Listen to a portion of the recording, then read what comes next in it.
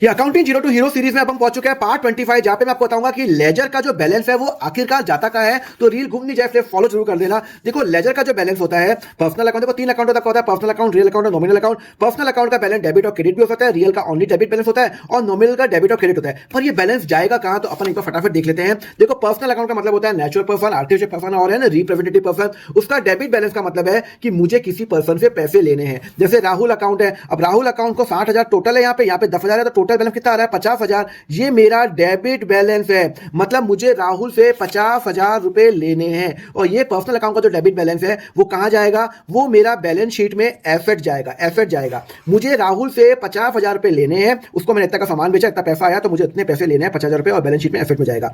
फिर आया नेहा अकाउंट, नेहा का देखो क्रेडिट है, यहाँ पे डेबिट है, तो टोटल यहाँ पे कितना बैलेंस आ रहा है 60,000। तो ये डेबिट साइड में आ रहा है, मतलब क्रेडिट साइड ज्यादा है तभी तो यहाँ पे आ रहा है। तो ये मेरा क्रेडिट बैलेंस है। और पर्सनल अकाउंट का जो बैलेंस कहां जाएगा, बैलेंस शीट में लायबिलिटी में जाएगा। तो ध्यान रखना, पर्सनल अकाउंट का बैलेंस हमेशा हमेशा कहां जाता है, मेरा बैलेंस शीट में जाता है। अगर डेबिट बैलेंस है, मुझे पैसे लेने हैं, तो एसेट में जाएगा, और अगर क्रेडिट बैलेंस है तो मुझे पैसे देने हैं, वो मेरा कहां जाएगा, लायबिलिटी में जाएगा। क्लियर है?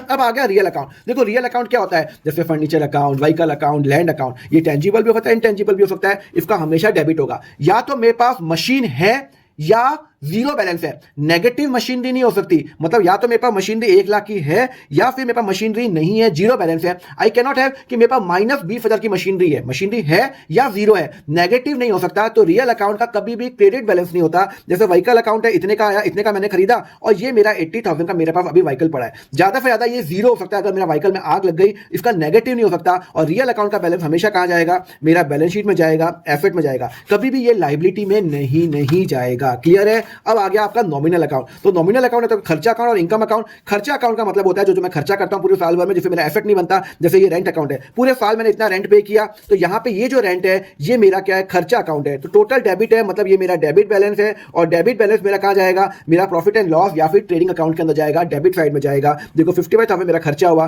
तो ये कहां जाएगा, ट्रेडिंग अकाउंट या profit and loss account. Balance sheet में नॉमिनल अकाउंट नहीं जाता।